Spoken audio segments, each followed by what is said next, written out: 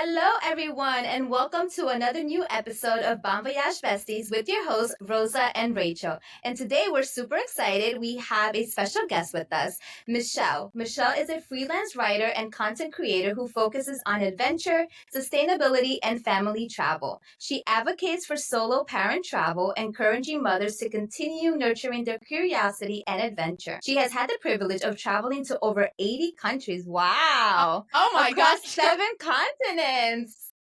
You go, A little girl. higher now, actually. I've lost track, but yeah. That's amazing. So congrats. I know as a fellow mom myself, I am a huge advocate for promoting solo travel, especially for us in the motherhood journey. I know when I first kind of started, a lot of people were like, gosh, you're traveling again, or you're going by yourself and leaving your child behind. And at first I felt really guilty about it. And then after a while, I was like, why should I be guilty? This is a form of self-care. And for you to be able to give 100% to your child, to your family, you got to take care of yourself too. So I definitely do encourage travel, especially in the motherhood stage. So we're super excited to have you here, Michelle. Thank you. I'm super excited to be here. That's amazing. So tell us, what inspired your first solo trip after becoming a mom? So I was thinking about this in preparation for the podcast, and I realized that my first solo trip after becoming a mom was actually for work. But just to give perspective, at that, I have a corporate 9 to 5 job in addition to the writing and freelance work that I do. So my corporate job had me travel, but that travel, just to give perspective, I was going from Dallas to Singapore. So it wasn't like I was going to, LA for a 2-day thing or whatever. I was gone to Singapore and then on to Australia. So I was gone for like a solid 2 weeks. I think my son was about 14 months, or between 12 and 14 months when I went on that trip. So he wasn't like an infant, but he definitely was still like, fully needing everything, obviously not self-sufficient in any way, just starting to walk, so getting into things. That first trip I felt like I had to cover every possible base and contingency plan and every possible thing that could go wrong. But the first trip that I really stands out for me that I did without him, and in full disclosure, that 80 something countries that I've done, those are not all solo. I just want to make that clear. Quite a bit of those, I travel also on my own, but with my child. So just mom and kiddo. And we've done 40 of those countries together, the two of us. So, but the one that really jumps out at me, I was actually in the middle of a career shift, and my kid was in kindergarten at the time. And as I was pivoting and switching between corporate jobs, I had the opportunity to go to the Arctic, to Svalbard in Norway. And I joined an expedition cruise. And that was really like to go from zero to nothing, because on the ship for a 12-day trip, there was no internet or phone access. At the time, I was really pretty stressed about it, but in retrospect, I actually think that that was better, because it meant that my husband, who was taking care of our kiddo at home, he really had to step up. Unless the house literally burns down, he was going to have to figure it out and handle it. And once I was able to kind of make peace with that, I actually had the best time ever. Amazing.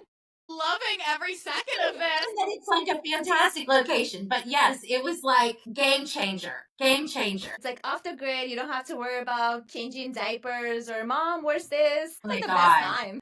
And let's just be clear, it's not just mom, it's everyone. Everything, And yeah. that, I think, is a really key component of this whole picture, right? Because you're wearing so many hats all the time. I'm wearing my corporate hat, I'm wearing wife, I'm wearing mom, I'm wearing sister, mother, daughter, like all of these hats, and everyone, all of those caretaker roles in some form or another are needing something from you. And the cup is not limitless. Like, there comes a point where it's a tipping point and you really need to take a step back, because I think ultimately you cannot give of your best self. You can't show up if you haven't had that recharge time in one shape, whatever that looks like for you. For me, that's solo travel, but whatever that looks like, I think you really need that reset. I definitely agree. I also work in corporate, so I manage residential properties and I oversee a team of about 14 people. So constantly, even if it's like basic questions, it's like, all day I'm giving directions, I'm giving feedback about things, and then I come home and the same thing. Now my daughter's older, she's in college, so I don't have to worry so much. But even then, like the other day, she sent me a message. She was like, "Hey mom, I have to make like a doctor's appointment." I'm like, "Girl, you're 19 years old. Like, why are you asking me?" She's like, "Can you just do it because I can't do it online and I have to call." And I'm like, "Are you kidding me?" So it's like you said, it's like really like nonstop. And I think I was telling Rachel the other day, I was like, I just want a day where I don't have to answer one single question. Like I don't have to tell anybody what to do. Like don't ask me for anything, you know? Just like mentally you kind of need that break. So I'm definitely here for it. And like you said, it doesn't necessarily have to be travel. For other people could be other things. But for us, fortunately, travel is a big component of our Travel day is to day. number one. Yes. Yeah, I love this conversation. So full disclosure, I don't have kids. I'm child free, but I teach high school. So they are very, very needy. And sometimes, yeah, you really do need to have that space for yourself. And my old supervisor actually said that to me whenever I was feeling burnout or needed a personal day. She was like, you cannot give your best if your cup is empty. Like you're answering questions all day, you're exhausted, and you need to take time for you. And I think that is so important, especially if you're a mom, because so much falls on you and you need a break.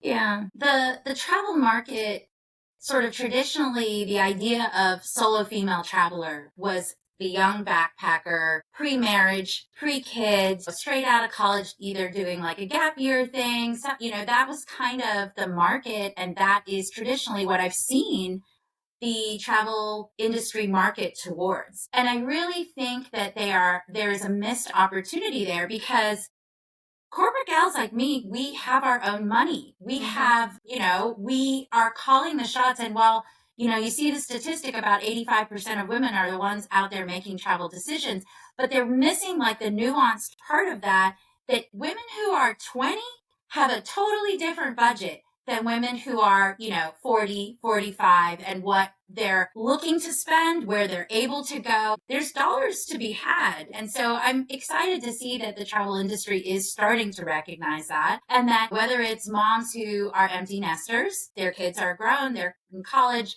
they're looking to meet other women to connect with, or they're sort of that midlife journey still. My son is in middle school, but I love to find other women that I can go and do this with, either that I'm meeting for the first time, or I've got some that I've been on multiple trips with now. So I really think it's invaluable. Yeah, that's totally true. And what you say about the marketing standpoint is so true. My mom actually brings that up a lot. We do a lot of mother-daughter trips together as a duo, and she'll bring it up when she'll look through my Instagram and whatnot. She's like, "Why is everything marketed so young? I have money to spend. What is happening here?" And I told her, I'm like, "Well, the industry's getting better, being more inclusive of all types of women," but she's pointed out the same exact thing. It's spot on, because you both are creators, and you think about the DMOs and destinations that are looking, travel tourism boards. They're missing that opportunity, because I do feel like some of the conferences and things, they do still sort of need to change that mindset and think about, especially like solo moms. There's so many career moms who, for one reason or another, are solo mom. They've got money to spend, but they don't have time to plan it. So give them an easy pre-planned trip so that they can walk out there, book it, and off they go with their kid as soon as the PTO hits. So yeah, I mean, this solo mom and the solo opportunity for older women now is really there. I feel like we have like a whole gimmick going on right here that we need to kind of like I know, expand on. I'm seeing dollar signs. Yes. I was like, wait a minute. Tourism board, call me, I'm ready. Oh, I love it. So, like I said before, I know for myself, so it's kind of similar to your journey, Michelle. I started traveling by myself. I had my daughter at a young age, so I started traveling more for work purposes. But then I did like my first like solo trip. At that point, I think my daughter was probably like 2 or 3 years old, and I went with my friends to Florida.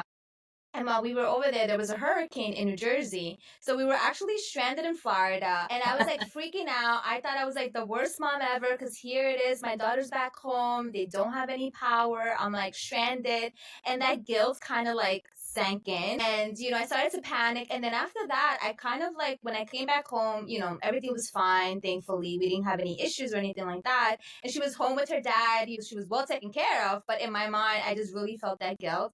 And then after that, I kind of froze and I didn't do like any solo travel for a few years because that guilt kind of sank in. So what are your recommendations or tips for, maybe like a new mom who wants to go out there and start their, solo travel journey? So I think part of it probably depends on where you were before you had your kid. So, if your comfort zone was not, Rosie, you were mentioning you did some travel on your own or with friends before you had your child. So you weren't what I would call like a novice or you had some travel experience of navigating travel as it is, right? So I do think where you start depends on where you were before you had the kid. But assuming that you did a little bit of travel, whether it was with friends or not, I really think the key is starting small. So really book yourself in a hotel in your town. Just go do a staycation or find whatever it is that is like your thing you're into or something that you always wanted to try. So maybe there's a painting class in I live in Dallas, Fort Worth. So going to Fort Worth is like kind of going to another city for me, right? It's about an hour.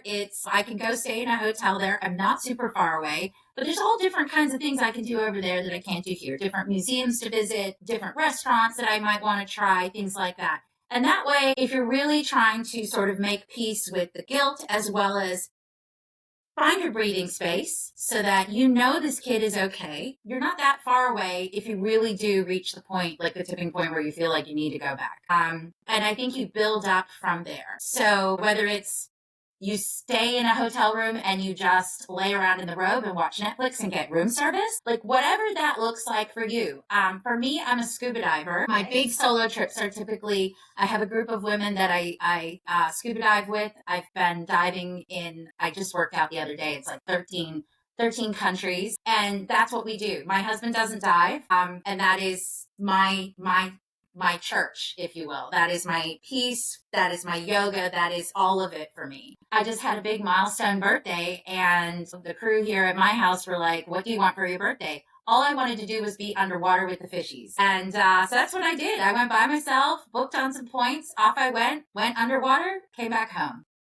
That's amazing. But yeah, I do think the guilt is the hardest part. And I really think that we are socialized to buy into this. And it comes from even the people around us that love us the most can be the most toxic as far as that goes. And you really have to build your own internal strength to kind of tune that out or to push back.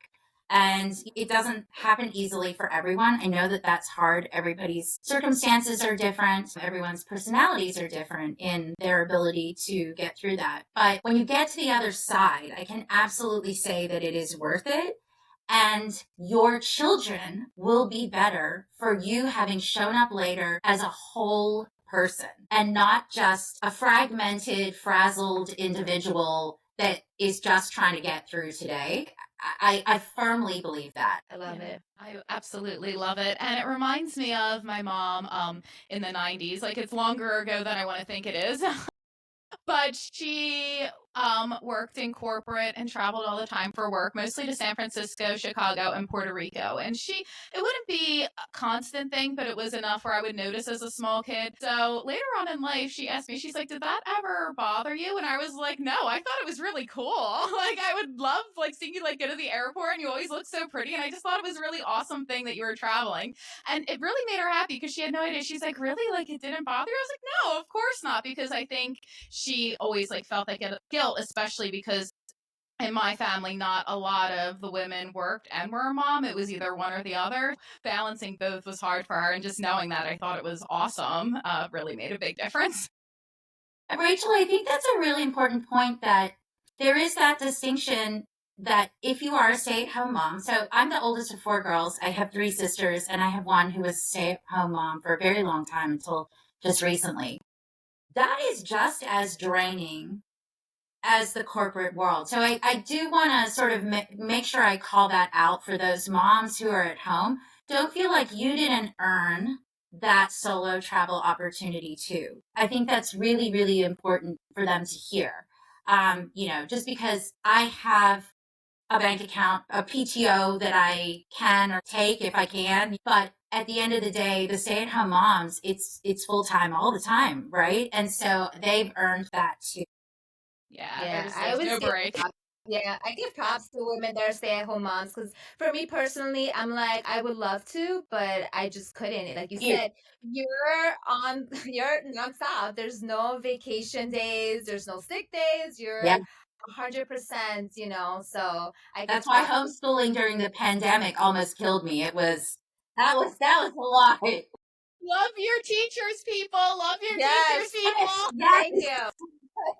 Teacher Appreciation Week, man. I'm telling you. It's And always during my birthday too, so it's like super fun. I mean, I only have one. Rachel, you have a class of what, like 15, 20 students. So, like, I can only imagine. So, I know it's a lot. And, like we said before, traveling, at least for us particularly, is part of self care. But, like you said earlier in the episode, sometimes that comes with like budget constraints, or maybe you have constraints when it comes to PTO. So, do you have any tips as far as when it comes to like budgeting for these solo trips? Yeah, I think again, starting small is a good way to go. If you have points, which there's so many moms out there who are talking about points and how to leverage that. I'm not even going to get into that, but there's all these experts out there who can help you with that. That's a great way to take that opportunity. There's also like I would say like for me, that is my love language. Like I love to have experiences more than things. That is for sure like where I'm at. And so I tell everyone in my life, my parents, my sisters, husband, kid, I don't want something for my birthday, for Christmas, whatever. Just give me travel. Whether, like I said, I'm going on a girls' trip. So, can you kick in for the airfare or can you do that? The other thing is, if you can figure it out with some other moms, it can get a little cheaper. Like if you're splitting, you're going to a lake for a weekend or to a little national park road trip and you can split the gas. But that I will just sort of put a little asterisk on that because part of the challenge as a mom, if you're trying to coordinate with other people's schedules, let's just say the more moms you have in the mix, the more complicated that figuring out gets because everybody's kids are involved in different things and have, different time off. And so that can get problematic. But if you can sort of coordinate with someone else, you can offset some of the costs that way. The last thing I'll mention is again, like there are things that are not too far from you because to me, adventure doesn't have to mean that you got on a plane. It doesn't have to mean that you went on a other side of the planet thing. It doesn't have to look like that. As long as it fills your cup and restores you, like it checks the box. And so if it means you got in the car at 6 a.m, went to a state park or something near you because nature is what fills you, and you hiked around and you did whatever in the park, like go to a bird watching class,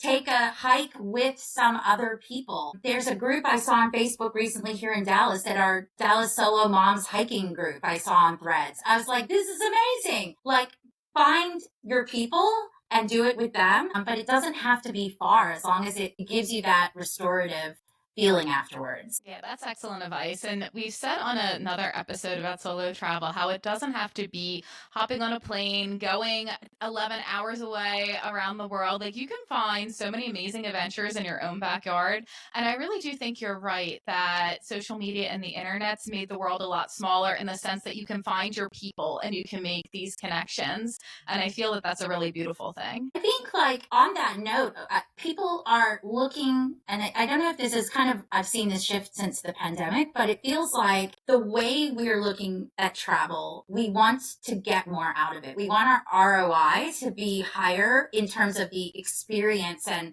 what it gives back to us. And for some people, that might be laying on a beach, and that just calm and quiet reading a book. That's what does it. For me, I'm a very active, like get out there, see all the things, do all the things, try new, whether I'm parasailing or, all of these things, hiking with gorillas. I've done some wild stuff. But at the end of the day, whatever that is, there are women out there doing it. And so like, for example, I saw one recently that is a travel group of women that it's around book themes. And so, like, if you're a reader, let's say you're like into Jane Austen and they're doing a trip that is a couple of days in the UK somewhere, like going to Jane Austen-y type of things, and you will find your people. Like, So I think really evolved that way, where the thing that you love, which isn't necessarily what your partner and your spouse are into, but you can find your tribe. And in some ways, that's almost more of a gift if they're not into it, because it's sacred. It's your thing. And that is what reminds you that when you take off all of those other hats, like, I'm still Michelle here. Like, I'm not broken. I am a whole person with interests and ideas and creativity and all of that just for myself. You need to hold that sacred, because someday also when the kids leave, like, it's a very difficult place to be when you're not feeling needed anymore. You have to be needed for yourself. So anyway, I've really seen like some really interesting types of trips, like women who are into wildlife photography, women who are into food tour, cuisine oriented travel. Like, it's all out there. Find your tribe. I love it. And that's a good point, like you said, too, because I feel like I know when my daughter first went away to college, that first 2 months, I was so depressed. And I was like, wait a minute, like, being a mom is not my whole identity. Right. Do other things, I wear other hats, but I did feel like a part of me, in essence, was missing. And then I kind of took some time, and then I was like, no, there are other things out there that I like and enjoy. And her and I did a lot of mother-daughter travel. So, like, I kind of felt like I was missing my other half, even though my partner was like, what am I, like, chopped liver? Like, I like to go out too, Rosa. And I then was you like, found Rachel, and now you're like, that's your yes, it's your travel wife. exactly. Everyone needs a travel wife. Yeah, That's what I they said. should. They Yes, really do. I think that's a good message for our podcast. Find your travel wife, everybody. Find your exactly. travel wife. And shout out to my travel wife. I know she's going to hear this. She's my dive partner, and I know she's going to hear this, and she's going to be like, uh-huh. That I love it. that. Sorry, Michael. You can stay. You can stay home. I was always very fortunate that I did have a very strong support system. Even with him, even when our daughter was young, like he wasn't really big into travel. It wasn't until like a little bit later that he was like, "Wait a minute!" Like if I would tell him I want to go somewhere, he's like, I don't want to go," or he wouldn't get the time off. I would be like, "All right, well, Samantha and I are gonna go." And then I think after a while, he kind of started to get FOMO and was like, "Wait, if I don't go, she's still gonna go. So let me just get my stuff together and like make it at the house and make this trip happen." But I was also very fortunate too that he never held me back. Like he was always very supportive when I did do like any solo trips. And even now when I travel a little bit more often, and again, my situation is a little bit different with my daughter being away in college. I don't necessarily have to worry about certain things when it comes to like childcare or who's going to watch after my child if I'm going to be away.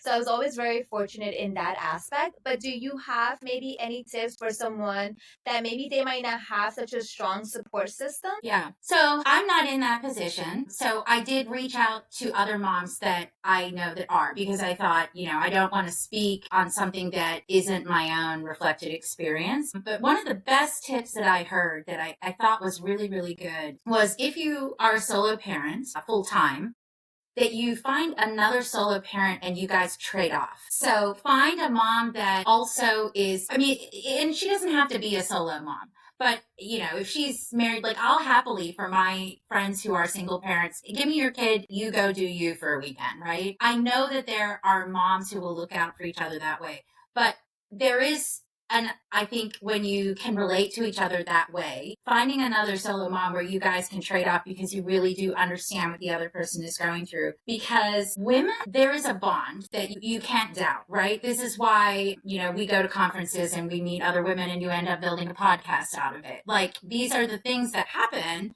this kind of magic behind the scenes. And so I really think when you have developed a relationship like that with another mom, that, you can get to a comfort zone where you say, listen, I've got this opportunity to go do this thing, whether it's 1 day, 2 days, whatever it looks like, and that you can trade off that way. That way you don't feel like you're taking too much that you actually give back in the relationship too. Hell, that's probably more than some women who have a partner get, right? At the end of the day. My husband once called me while I was in South Africa to ask me, keep in mind, 12-hour time difference, to ask me how to scramble eggs. I guarantee you, if my kid had been to another mom's house, that conversation wouldn't have happened, right? So I will acknowledge that, the value there of finding your moms that you can rely on, because my village, I couldn't do it without them. That is very real. And I am very fortunate like you, Rosa, but for the moms who don't, whether it's through church, whether it's through sorority, whether, whatever the connection point is, I think that that's someone that you can rely on and lean on. Absolutely acknowledging that I think those moms, it's much harder. And especially now my kid is older, I can pick up and go a little bit easier. I do have a partner that I can lean on that can pick up the slack then. But find another mom. They're good to lean on. That's a good tip. I love that advice, and I love the idea of building all of these beautiful friendships, because it's so true. Like I said, I don't have kids, but when I first moved up here for the teaching job, I didn't, know anybody. I had my one good friend, but she was like 2 hours away. So I was like, okay, I have to kind of build from the ground up. So I joined book clubs. I got more involved in the travel community. And now I have like all these like wonderful friends like around me. I know I have amazing women I can lean on if something were to happen, or if like there was an emergency. And it is just like for your own peace of mind, a wonderful thing. Yeah. Your emergency contact, because you're not living with your parents anymore. I moved across the country from my parents. I mean, at one point I was a foreign service officer and went to be stationed in Cambodia at the embassy there. So in my career life. So, you have like people that you have to lean on for whatever your situation is. And those are the same people that will help you with this when you need to recharge. I agree. And I think what you brought up before, as far as I know, for myself, when I started doing solo travel, I was a little bit older at the time, but I did find it a little bit intimidating. So I started going to conferences because, again, like you said, meeting other women, I just thought it was pretty cool just to kind of get out there, push myself a little bit more out of my comfort zone. But I think maybe group travel could be a nice little segue. Maybe you're not necessarily 100% ready to embark on the solo journey. So I recently saw a group, like you mentioned before, as far as like the book trips. There's a lot of different organizations out there that they organize the group travel. So that could be a good way for someone that kind of wants to get out there, but maybe they're not necessarily 100% ready to do, the solo travel yet. Yeah. Absolutely. And I think folks get nervous that even that scenario, what if I have to share a room, or I have to be with these people? Maybe you're a more introverted person, so that's like not really your comfort zone. I think, set your own boundaries before you go. Like if you need time to go recharge by yourself, go to a corner, read, whatever. Or, maybe your thing is you need to get up a little earlier. You need your coffee time before you're a person that can communicate, but whatever it looks like. But those trips, I've been on to so many different parts of the world with different group trips where I've met people that I'm still in touch with today. I've got one to Africa later this year, and half the people going, we were on a trip last year that we all met for the first time. And we all gelled so well that we have an ongoing WhatsApp text thread and have been planning our next trip for quite some time. So, I mean, these things, it's serendipitous. I think the universe does put these things out there for you. You just kind of have to open yourself a little bit to it. Yeah, you have to just take the leap. Take a leap. Just do it. The money will come back. I always make jokes about that on the podcast. It's like, just do it. It's fine. Credit card's fine. Money comes and goes. Say, moms, are probably a little bit more responsible. That's going to go through their head a little bit more. But again, I do want to say that you've earned it. There is some level of, treat yourself. Yes. Yes. I have one guidance counselor at my school, and I think she has 2 sons, and I always tell her once a month, take a personal day off, go to the spa, get yourself a facial, get a massage, get the scrub. I'm listing all of these treatments because yes, you deserve the best. You deserve the best. We're all about the self-care. Get the credit card bills. That's for financial advice. We are not a financial podcast. That's a different podcast. Exactly. Category. But like I said before, I think also too, with doing the solo travel and just traveling in general, it does build, some character. It does build some confidence. And these are all skill sets, that you need, especially as a parent. When you have your kid, they don't come with the guide. They don't come with the how to, you have to sometimes wing it. I remember when I had my daughter Samantha, I was 20, so I was very young. And my partner and I, Michael, we used to joke around because I was like, are we doing this right? Because I have no idea, And And like we would rock her to sleep sometimes, and she would wake up, and then we would notice that when we were driving, the second we were in the car, she would fall asleep. So we're like, you know what? Let's just go around the block. And I was like, I don't know if this is normal, but you know what? It worked for us. So I think, when you travel, it does push you outside of your comfort zone. You're learning a lot of different skill sets in life that translates back home too. And like you said, you're coming back home, you're more recharged, you're ready to kind of take on motherhood. You have maybe sometimes new perspective on different things because you're meeting new people. Maybe your mind is being open to other experiences. So I think in general, it's just something very empowering. It is definitely helpful, and it translates into motherhood as well. I actually wrote a blog post on my blog, which is No Place Like Rome, ROAM, that was talking about this from the perspective of skills that your children learn, like life lessons that your children learn through travel. And I wrote it with the intention of it being more encouraging of family travel to, take the trip with your kids, with or without your spouse, your partner, whatever, but take the trip. And some of the things that we listed, learning punctuality, that you got to get to the gate by a certain time, learning directions because you read the map in the airport, like O'Hare or Dallas or one of these, like you got to figure out where to go. Like there's so many life skills that you learn from that. But I don't actually think it justifies to kids. I think, being in the corporate world, there are so many things that I see employees bring to the table or that are lacking that are soft skills that people learn through travel. And I think that without a doubt, it for sure expands your opportunities, your mindset, and all the rest. I also think that it's an example you're setting for your kids. And, again, I have sisters. I come from a family of all women. That example, like if I had a daughter,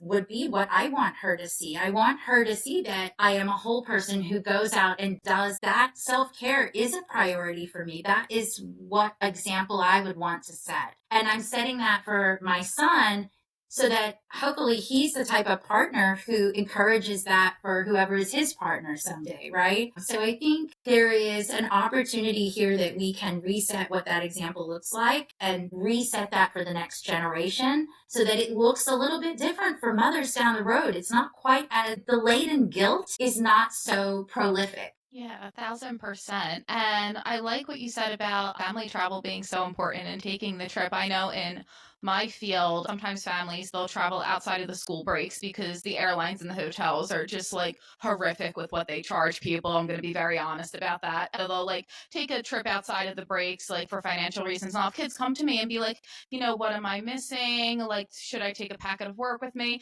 And I always tell them, look, I'm like, you're with your family, you're going on a beautiful vacation together, enjoy the trip, and we can work it out when you come back. If we have a bigger project, we'll come up with new due dates. But I always emphasize, don't worry about school when you're away. Enjoy your family, because I feel like that's an education too. It just looks a little different. My kid is doing really well in social studies. I'm going to attribute some of that to having been to a few of the places that they've been learning about. So for sure, it comes full circle too. Like, especially when they're younger. I think I think it gets a little bit trickier for us now that he's in middle school because I think he feels some stress about the homework and being able to deliver and catch up and what does he miss. And plus, especially if your kids get more engaged. But for sure, whatever that trip looks like, it might be camping with the scouts for the weekend. You're not missing so school, many kids in scouts. It's so yeah, good for my them. kid It is makes me like happy. hardcore in scouts, and that is so character building. There's so many skills, and it's fun. Like there is a lot of fun to be had. So Girl Scouts, Boy Scouts, really take my hat off to those groups. But there's so many things like that out there that you can get involved with as a family too. So, but it's about that example, and learn it together. Like I remember another friend of mine was actually some friends who are going to Japan this next year. And they are, as a family, Duolingoing their Japan classes. That's amazing. No, and I'm like, that is brilliant. And that you're sort of preparing, and as your kids get older, you start planning the trip together. They go off and Google and, okay, I'm showing up because I want to do this thing. This is the one thing on the trip that is what my contribution is to the itinerary. Your little people will develop those skills. So it's really joyful to watch. And I think then I also kind of get more of an understanding of why I need to go off and do this for myself sometimes. Definitely, I love it. And I know you mentioned you've been to, what is it, 80 countries? So what has been some of your More. favorite destinations? More than 80 Man, countries. Yeah. I You're look up like, to you so much right now. Like, I'm just like, you are amazing. Let me give that in perspective. adventurous. I grew up overseas, and part of my dad's job included like airfares back to the States, and so we did a lot of traveling. I'm a third culture kid. My mom was not from the U.S. I'm born overseas too, so I have been doing that, and that probably set the stage for where I landed as a parent because we were doing that. Like I was basically born on a plane. Let's be like when I say I was traveling very young. And because you're born overseas, like to American parent, like I got my passport right away. These things happened like very organically right from the start. But some of my favorite places, I just got back from Antarctica. I was there for Christmas. And speaking of mom guilt, this is the first time in my child's life I missed his birthday is right before Christmas, and I missed both his birthday and Christmas for this trip. The only reason I did that was this was my milestone birthday gift to myself, but also Antarctica is really expensive, and there was a last minute spot that opened up and it was incredibly discounted. And that was also, I had time off from work at that time. So it all kind of aligned, but I had to give something up to be able to do that. It was worth every minute. I FaceTimed my kid from the ship at one point, and he got to see like icebergs behind me. Like, Aw. it was crazy. That's so cool. So for sure, I would put Antarctica very, very high on that list. But some of my other favorite places are probably a little bit more off the beaten path. That is by far sort of more my jam. I'm very like wildlife, put me out where there's more wildlife than people. So I was in Palau last year. That was a lot of scuba diving, a lot of just mind-blowing scuba. And let me say, Fiji is a great one for solo women to go to. Very safe, very easy. And where else? Some other very big favorites. I've been to so many places in Africa that I just adored. But one of my very favorites is Botswana. The wildlife there will blow your mind. But you get out into the Okavango Delta, which is like you're traveling around in a small dugout canoe. I'm camping in tents, and you can hear like hippos and things outside. Amazing. Yeah, those are some of my favorite places. Yeah, it's funny. I was like my ninth period prep that I have off. I was looking at Fiji and Botswana both because they're very high on my bucket list. So I'm like, Message me. This is a sign. This is a sign. 2026. Yeah. The other thing is the Middle East is actually a fantastic place for women to travel. And it's so upsetting that the media presents a very different perspective of that. So I know so many women who even going like in transit get really wound up about flying through there. I've been to like half a dozen Middle Eastern countries, some of them more than once. My wish for everyone is that they get to experience Middle Eastern hospitality once in your life, because you have never seen culture that is so warm and welcoming and inviting as Middle Eastern culture. Jordan is hands down one of my favorite places on the planet, and it's got everything you could wish for, whatever you're into. Yeah, that's another good one. Add that to your list, Rachel. Yeah, it's a sign. Definitely will. I've heard so many amazing things about Jordan, and I've obviously like seen the pictures, and I'm like, I'm gonna go here and pretend to be Indiana Jones. This looks amazing. There you go. You have 2026 plans out. There we go. 2026 is booked. Check. Check. My credit card's around and hid in the other room. But it's sure you said, I know when we went to Egypt a couple of years ago, we went to Aswan, and the people were so nice. I actually felt uncomfortable how nice they were. We were at the hotel and we were like eating lunch, I think it was, or breakfast, and they were so like attentive. And I remember like my napkin fell, and the guy like ran, got me a new napkin, and I was like, oh my gosh, thank you. Like I'm about to pick it up myself. And I remember telling Michael and Samantha, I was like, everyone here is so and like genuinely very, very nice. I was like, I don't even know how to react to that because I'm used to the fast paced, New Jersey, New York lifestyle.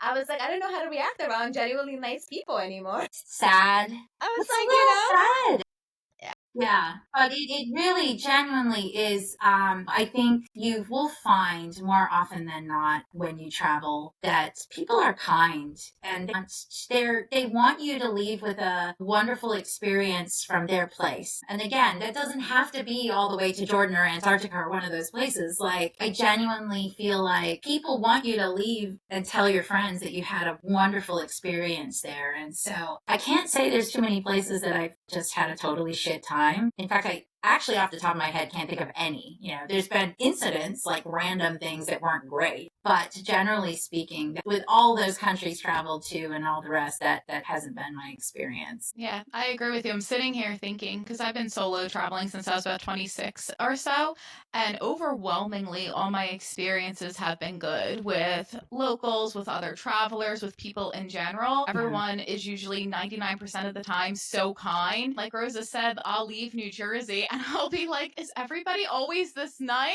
Like, what is going on in our state? If you're from New Jersey, you know it's true. Don't DM us. Let's not start a battle. They do get a little bit of a bad rap, I can't lie. Someone recently said to me, he's like, yeah, people from the East Coast, they're nice, but they're not kind. Like, they'll help you carry your stroller down the stairs, and then they'll just, like, rush off and kind of, like, shoot. Yeah, basically. I was like, you know what? That's a good way to put it. We're nice people, but maybe we're not the kindest, but we try to be. Yeah, I saw something similar on Instagram about the Northeast, and it was something to the effect of acts mean but is actually nice. And I'm just like, yeah, that about sums it up.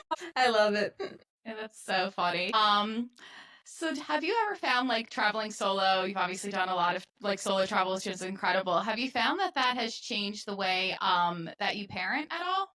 So over the course of my kids' life, both my spouse and I, we have both had jobs that we did have to periodically travel. Early on, he had to travel a lot more than I did with frequency. And I think I've seen parents where they absolutely, when they're traveling, like have to speak to the kid on the phone, like have to say goodnight, have to have that. We established early on that we did that when we could, if the timing worked out. But increasingly, like, my kid will go from school to activity to something else to homework to bedtime. Like, it's bang, bang, bang, bang, bang. Like, if you're traveling, let's say, to the West Coast, the time difference really doesn't lend itself to, like, you get out of a work dinner and now you've got a window to call and it's already like, 10 p.m. So I think the way that we've parented that changed as a result of that was really just around expectation setting, and just that, like, I don't love you any less because I didn't speak to you on the phone for one day, or you didn't have me there physically to make your breakfast or pack your lunch or whatever it was, because there's a village of people here who love you and we rotate in and out and you're supported by all of us. This is all of us are here for you.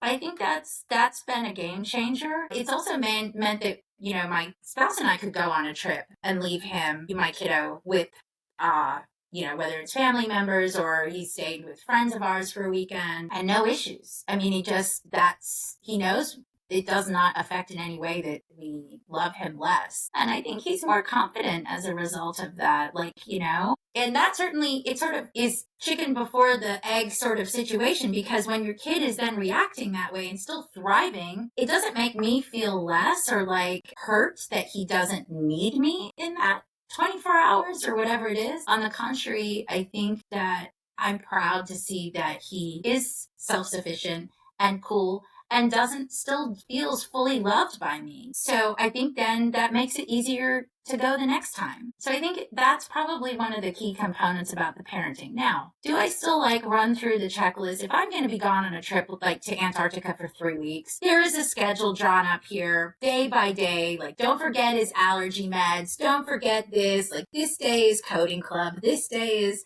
debate club, it's all on the schedule, laid out and taped to the counter in the kitchen, so it doesn't even get lost. It is taped on.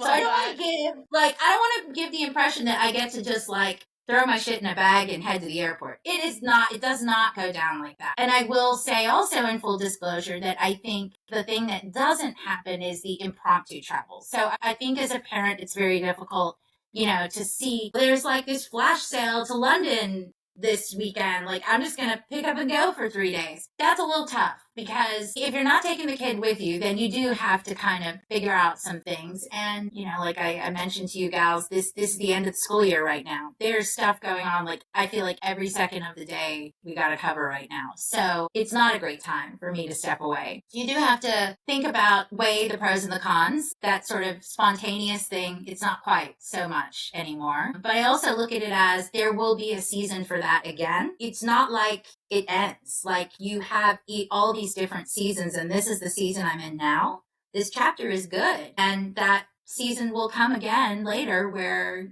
like, I'm retired. Peace out. I'm going. Like, there's an opportunity to go diving in the Philippines. I'm out. I'm gone. Take us with you. Yeah, I'm gonna go. Don't spend so much time thinking about what you don't have in this moment. Appreciate, like, what is in this season that is good, and focus on that. That's Because I see all these like posts on like a lot of places on the internet talking about, like, I don't know if I should have kids because my travel will end. It's like life is ending. That's not a thing. Like, that's really not a thing. It's a choice. So you choose to stop traveling when you had a kid. Of course, money and stuff are an issue too, but assuming all of that, you can make that work, it's a choice. And I strongly encourage you to make the one that is fulfilling for you. Yeah, 1,000%. And I say it all the time to family because they're like, oh, like, if you ever have kids, you won't be able to travel as much. It's like, do you know how many badass, amazing parents I see taking their kids everywhere and travel more than me, and they're just like rocking it and having the time of their lives on these family trips? Like, that is so not true. Yeah.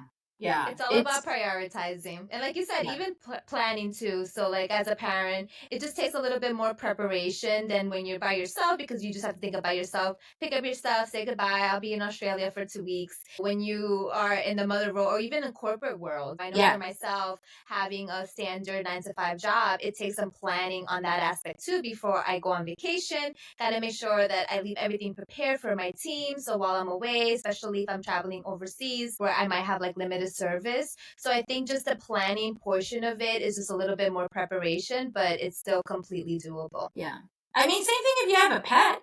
There's a lot of, Rachel, I don't know if you have pets, but like, I've got 2 little fur children also. So like, even before the real kid was in the picture, I had to figure out what to do with those guys if I was going somewhere. It's the spontaneous thing is a little bit like, there's a window where you can do that, and then you got plants, or you've got a mortgage, or you've got the 9 to 5, or you've got the fur babies, like whatever it is. Yeah, for sure. Like I foster cats during the school year when I'm not traveling. But during like my school breaks, like I was recently down in Florida seeing my parents because they're snowbirds, and I had to coordinate with another volunteer to make sure that my foster cat had coverage, because it's like I can't just like up and leave and just leave the poor cat here all alone. Like, that's animal abuse. That's horrible. Like, you have to plan these things.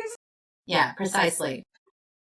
So, Michelle, what would you say to a mom listening right now who's craving solo time but doesn't know exactly where to start? I know before you mentioned maybe start small, start local, but are there other tips that you would give to them? I think the very first step, regardless, is the mindset, and figuring out, where your comfort zone is. Are you ready to go today? Okay, like if something came up and you had the opportunity, you would go this weekend? Or is it like you need to get comfortable with the idea of going? There was a lady I worked with at my 9 to 5 once, and this whole technology thing can be a blessing and a curse, because the plus side is, like, when I was younger and my parents traveled, if it didn't include us, there was no FaceTime. There was no like getting on WhatsApp. Like, none of this existed, right? Skype, back, I think Skype is about to go away, but when Skype was a thing, Zoom, none of this was an option. But now you can do that. So you can sort of make peace and still have that connection. But that can work the other, like, sort of set you back a little bit too. Because this lady at work would watch her kid at daycare on a camera. And she would sit and cry her eyes out for like 70% of the day that she was at work and not with her newborn or her very young child. And I was like, why are you torturing yourself like this? Like, if you have made the choice to be here, stop doing this to yourself. Like, just accept, okay, like check in if you need to for like 5 minutes.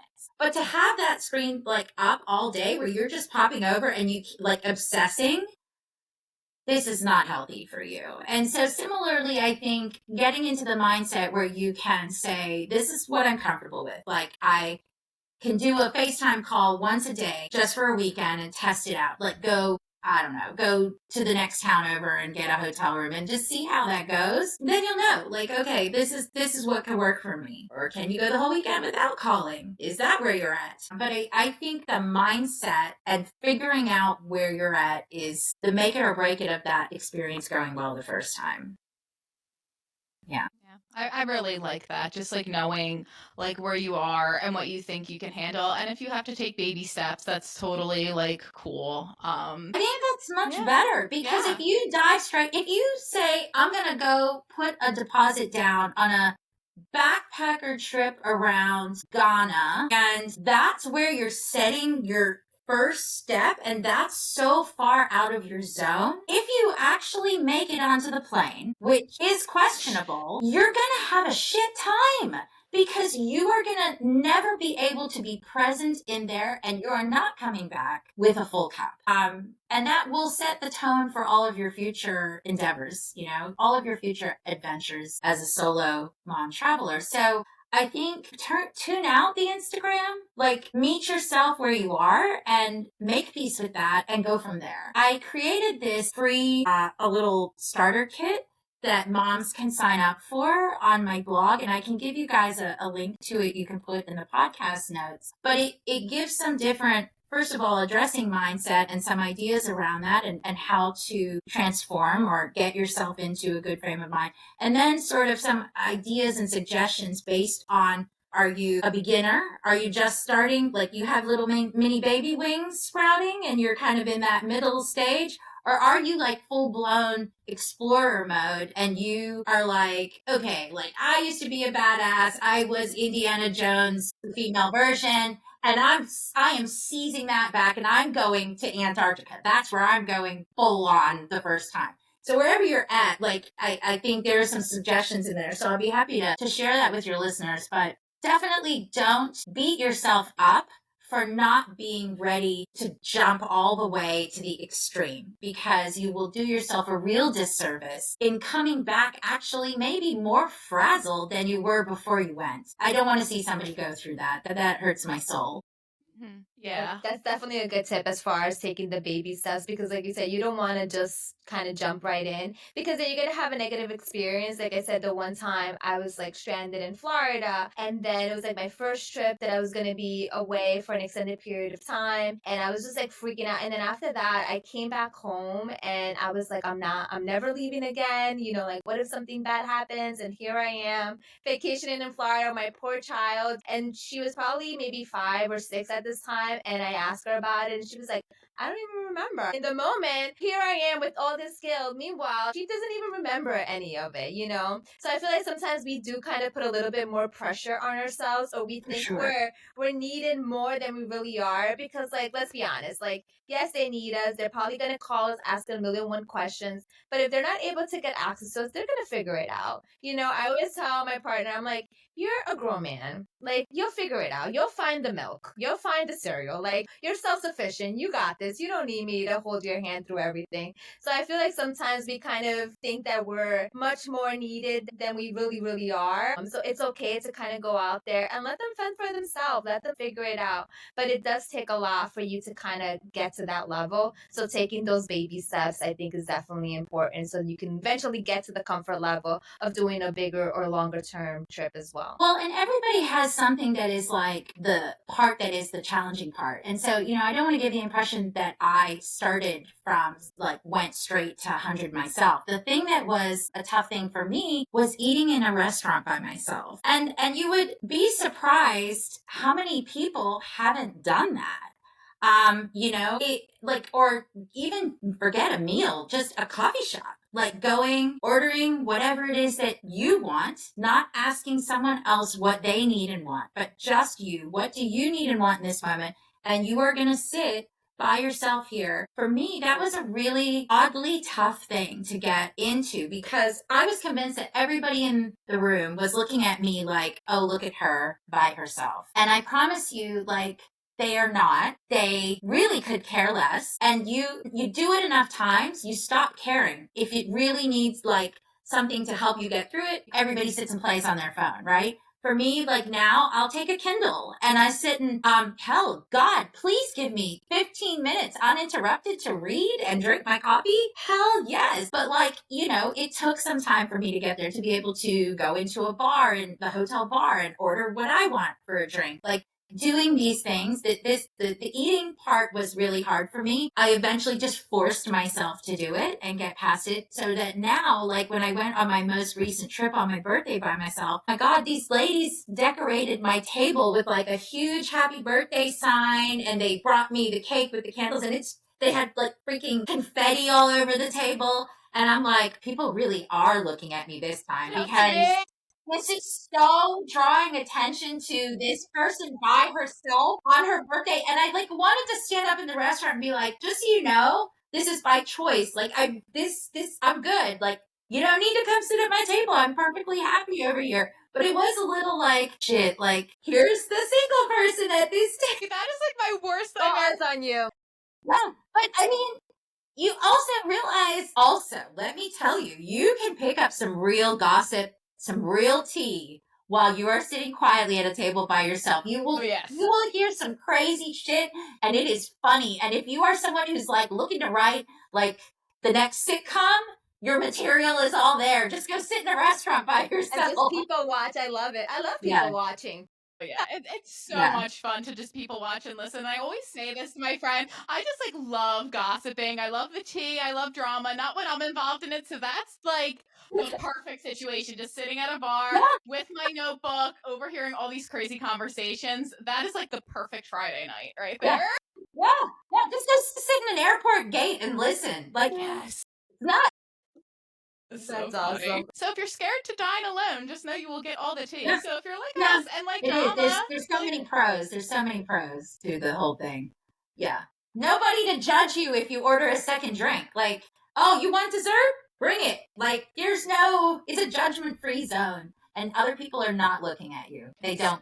So true. They got their own baggage to deal with. Like, yeah. Ordering what you want is so much fun. Like, I think I told this story on another episode, but I was in Scottsdale on a solo trip at one of the hotels, and they had this special called the Showstopper milkshake that was like this ornate, crazy milkshake that you would see on Instagram. So that was the only thing that I ordered. I sat down by myself, and I'm like, I want this $20 milkshake with pretzels and cookies and like all this stuff on top of it.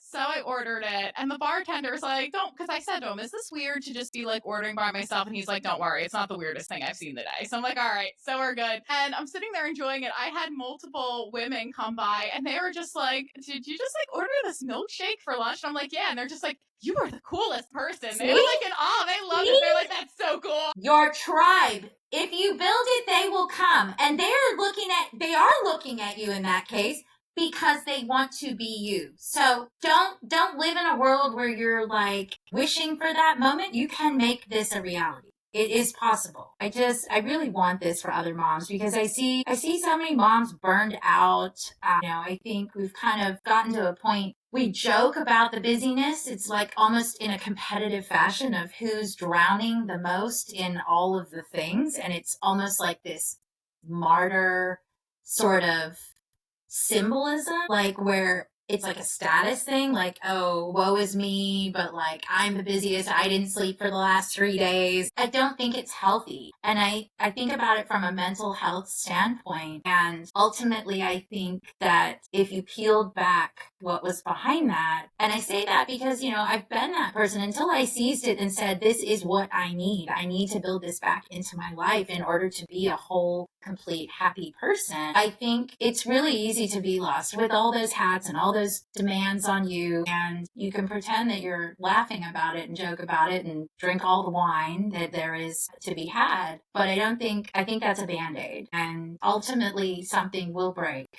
And so addressing this from a real self-care mental health standpoint is, if I could get doctors to write a script that says Michelle must go diving once a month for her mental health, that would be great. If there's a If my doctor boss out would there approve. who knows how to get that through my insurance, like, please reach out to me because I need that.